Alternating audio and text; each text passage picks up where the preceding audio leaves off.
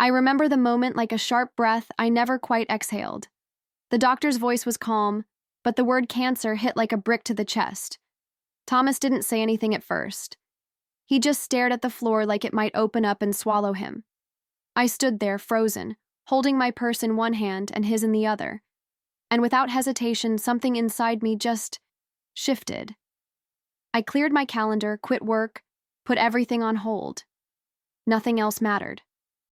Not my dreams, not my plans, only him.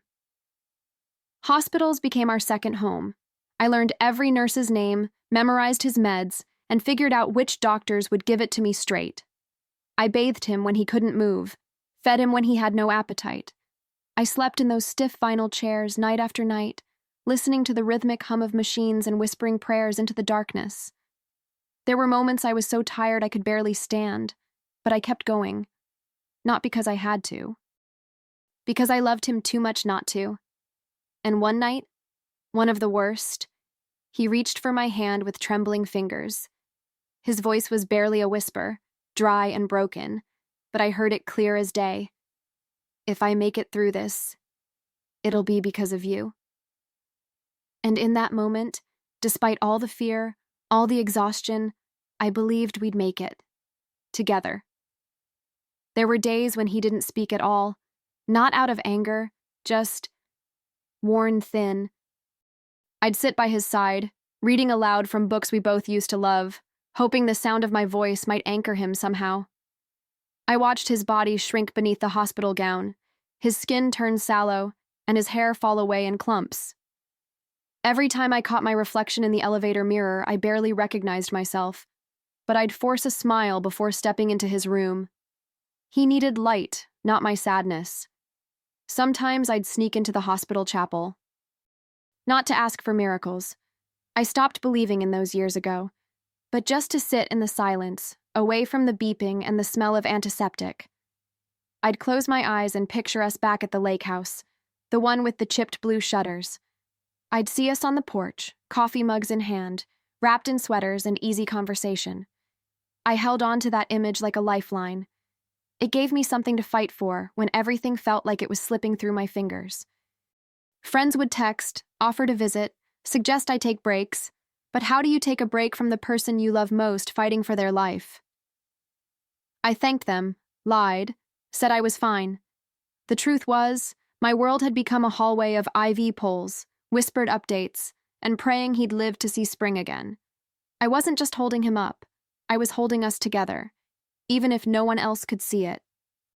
There were tiny moments of hope, like when his appetite returned for half a sandwich, or when he managed to half smile at one of my terrible hospital jokes. I clung to those like treasures. I'd jot them down in a little notebook I kept tucked in my bag next to a granola bar and a travel-size hand lotion that reminded me of home. I told myself that if we could just get through this winter, there'd be a spring waiting for us. A new beginning, a second chance. But there was something else too. Something I never said out loud. A quiet fear that once he got better, things might not go back to the way they were. Sometimes I'd catch a flicker in his eyes when I touched his face. Not tenderness, but distance. I chalked it up to the meds, to the pain, to the trauma. But deep down, in the corners of my heart I tried not to visit. I wondered, would surviving this change him? Would it change us? Still, I kept showing up, day after day, night after night, with fresh clothes, warm food, and stories from the outside world. I gave him every piece of myself without question, without hesitation. Because back then, I thought love meant staying. Holding on, never letting go. But I had no idea what was coming next, and how deeply it would break me in ways I never saw coming. The day they said he was cancer-free, I cried harder than I ever had. But this time, it was from relief. Real, chest-shaking, fall-to-the-knees relief. I thought, we did it. I pictured us finally going home, back to lazy Sunday breakfasts and spontaneous weekend drives. I started making lists again. Groceries, home repairs, maybe even a little vacation. I had held my breath for so long, I forgot what it felt like to truly exhale. But something had shifted, not in me, in him. At first, I thought he was just adjusting to life after chemo, the trauma of it all. He didn't smile as much. He stayed quiet longer. He'd disappear into his phone or take long walks without saying where he was going. I'd reach for his hand on the couch and feel it stay limp in mine. I told myself he needed space. That healing takes time. I kept giving more, thinking I was helping, hoping the old Thomas would come back. Then one night, over dinner, roast chicken, his favorite, he looked up from his plate and said almost casually, "I need to feel alive again. With you, I feel stuck." My fork clattered against the plate. I blinked, waiting for the punchline, the laugh, the just kidding. But it never came. Just silence. Thick and cold, like a storm that had been building behind his eyes for months. I stared at him, searching his face for the man I'd slept beside in hospital chairs, the man who once whispered that I was his reason for fighting. But I didn't recognize the person sitting across from me. He looked lighter, somehow, unburdened, and I felt myself becoming the weight he no longer wanted to carry. So I asked quietly, the question no one wants to ask, "Is there someone else?" He didn't even flinch, didn't lie, just shrugged, like it wasn't worth explaining. I wanted to scream, to throw something, to demand answers, apologies, decency. But all I did was sit there, completely still, my breath shallow, my heart pounding in my ears like a warning bell. And then, without a word, I stood up, walked to our bedroom, took a small suitcase from the closet and began to pack. Not much, just enough to get me out. The smell of rosemary from the untouched dinner filled the air, making me nauseous. As I zipped the bag, I caught my reflection in the mirror. I didn't look broken. I looked calm, almost eerily so. It wasn't numbness, it was clarity. After everything I'd given, everything I'd held together, he wanted freedom. So I gave it to him. No begging, no drama, no bargaining. Just a woman who had loved too deeply for too long, finally choosing herself over someone who no longer saw her. As I walked out the door, the weight I expected to feel never came. Instead, there was this strange lightness, like I'd been holding my breath for months and finally remembered how to breathe. The night air hit my face, cool and sharp, and I realized I had no plan, no destination, just my car, a small suitcase, and a heart still learning how not to break. I didn't cry. Not yet. I was too stunned to process that the man I nursed back to life had quietly walked away from ours. In the days that followed, people asked what happened. I didn't have the energy to explain. How do you describe the feeling of being abandoned, not at your worst, but at your most loyal? How do you tell someone that the man you fed with trembling hands had been feeding lies behind your back? I stopped trying. Some wounds aren't meant for retelling. They're meant for remembering. Quietly. Alone. But one truth echoed in my mind, over and over. I had loved him when he was at his lowest. And when he stood again, he chose to walk away from the one person who never left. I wasn't angry, not yet, but the seed had been planted, a quiet shift deep inside me, and what grew from that wouldn't be rage. It would be something far more powerful. I was folding laundry when I saw it, a tagged photo on social media, tucked between a cousin's birthday post and an ad for travel insurance. Thomas, in a tuxedo, smiling like a man reborn, and beside him, Sabrina. Her hand resting on his chest like she'd never let it go. My thumb hovered over the screen, frozen. My brain tried to catch up with what my eyes had already accepted. He hadn't just moved on. He'd married her. The same woman he once called chaos wrapped in perfume. I didn't cry. I didn't scream. I just stood there in my living room, a towel still warm in my hands, staring at a life I no longer recognized. He used to say Sabrina drained him. That being with her was like living in a thunderstorm, and now there he was, choosing that storm, proudly, publicly. It wasn't just betrayal, it was revision. As if everything he told me, every tear, every vow, had been erased and rewritten in someone else's name. What hurt most wasn't the wedding. It was the realization that none of it mattered to him the way it did to me. I had poured myself into his healing like water into a cracked vessel, hoping it would hold. And now he was standing there, whole again, in someone else's garden, under someone else's sky, promising forever like it was the first time he'd said the words. I tried to scroll past it, to pretend it didn't bother me, but my body betrayed me. My hands shook, my chest tightened. It was betrayal layered on betrayal, not just that he had married again, but who he married. Sabrina, of all people. The one he once said left him hollow. The one he claimed he'd never go back to, even if she begged. And yet, there she was, in white lace and practiced smiles, standing where I used to stand. Wearing the life I built, like it had always been hers. Friends reached out, texting me links, screenshots, whispers of, "Did you see this?" I lied, said I hadn't, said I didn't care, but inside it felt like being scraped raw with every new detail. The flowers, the venue, the matching vows posted online like some Hallmark fantasy. He looked so alive in those photos, and all I could think was, it took everything I had to keep him alive, and now he's living like I never existed.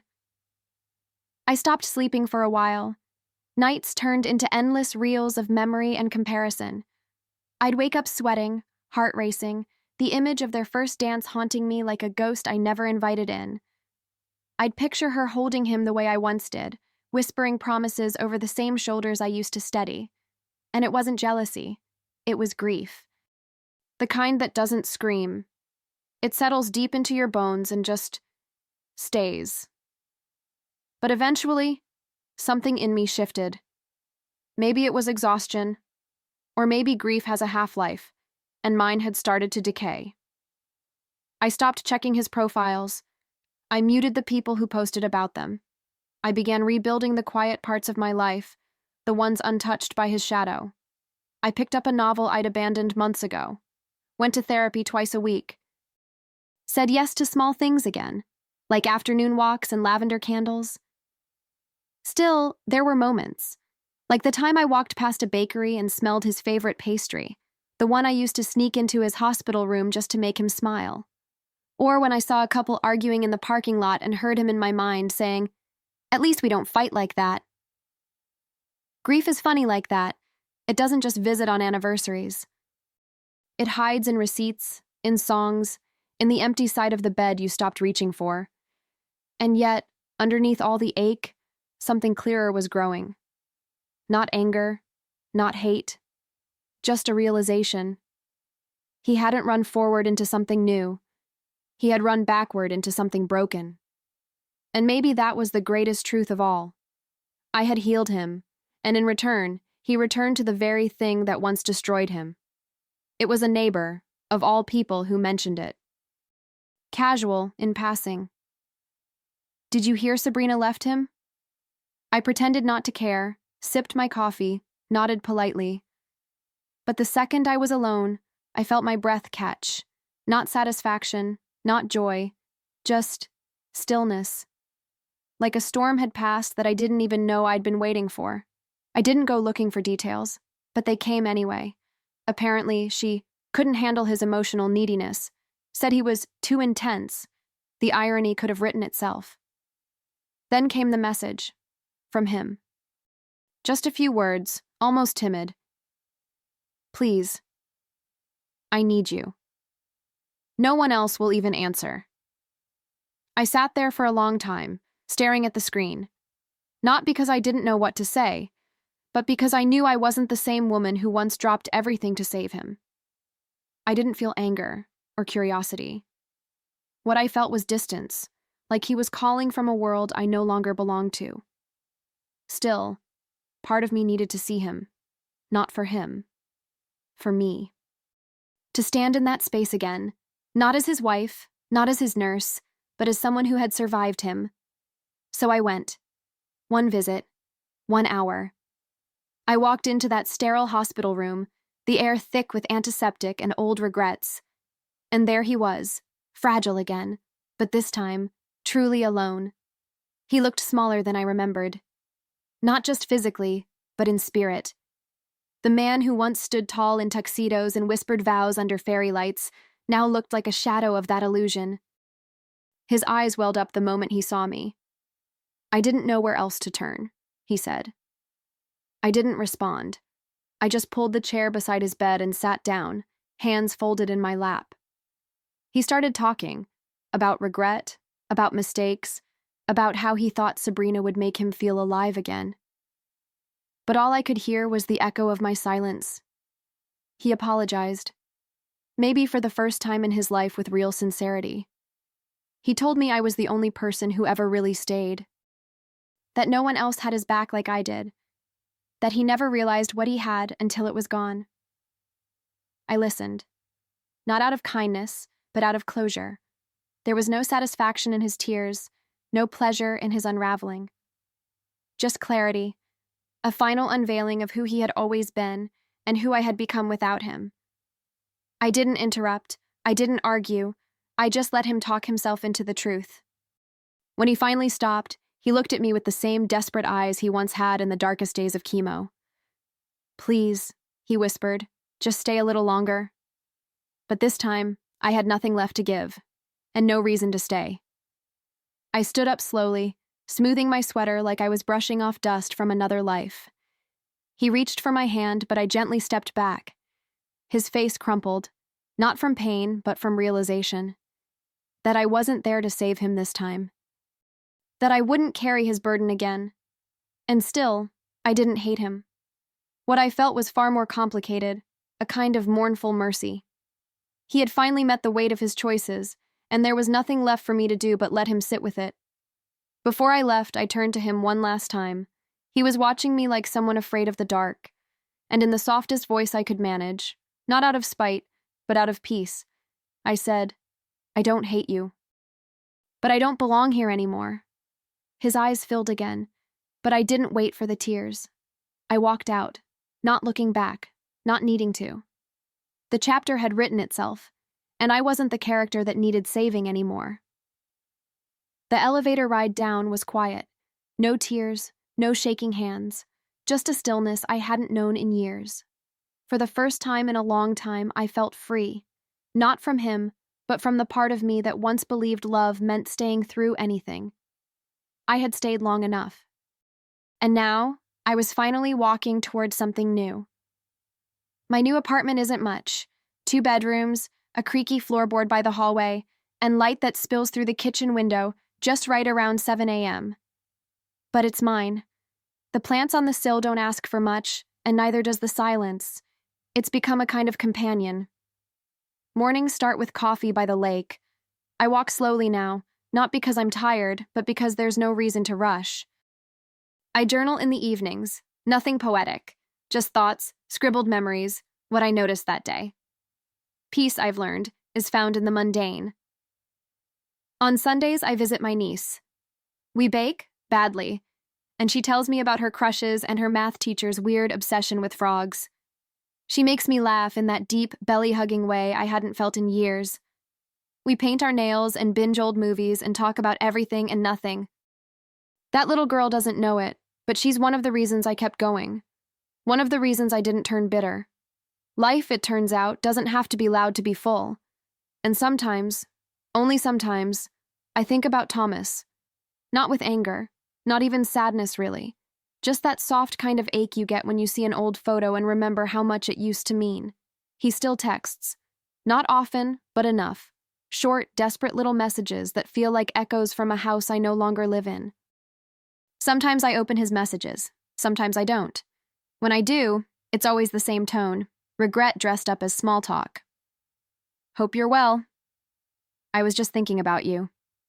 Do you have time to talk?" I never reply, not because I want to hurt him, but because I don't need anything from him anymore. Not answers, not apologies, not even closure. I already gave myself that. In the stillness, in the absence. In every quiet morning, I wake up and choose myself again. I've learned that healing doesn't come with a parade. There are no trumpets, no grand declarations, just moments, small ones, like choosing a new bedspread, making soup from scratch, reading a book all the way through without stopping to cry. These aren't victories anyone claps for, but they matter. They're proof that I didn't just survive him. I outgrew the version of myself that needed him to begin with. People ask if I'd ever speak to him again. I always smile, not bitter, just knowing. There's a version of me that would have run at the first text. That would have hoped for a fix, a full circle. But that version is gone now. What's left is quieter, softer, stronger. I don't need revenge. I don't need a scene. I don't even need him to understand what he lost. I just need what I have now, and that's enough. Last week, I got another message from him, just a simple line. "Can we talk?" I stared at it for a moment. Not long. Just long enough to notice that the part of me that used to ache at those words doesn't anymore. I didn't delete it. I didn't respond. I just closed the phone, placed it screen down on the table, and went back to watering my plants. The hydrangeas were blooming early this year, full, bright, unapologetically alive. I sat by the window afterward, watching the leaves outside dance with the breeze. For a moment, I imagined what I might say if I ever did call him. Maybe something kind. Maybe nothing at all. But then I realized there's no conversation that could give me more than what I already have. Peace. A kind of peace that took everything to earn. A kind of peace that doesn't need to announce itself to be felt. And that's when I knew. I didn't want revenge. I didn't want a dramatic ending. I just wanted this. A quiet morning, a warm mug between my hands, and the certainty that I had finally chosen the right person. Me. And that is something he'll never have.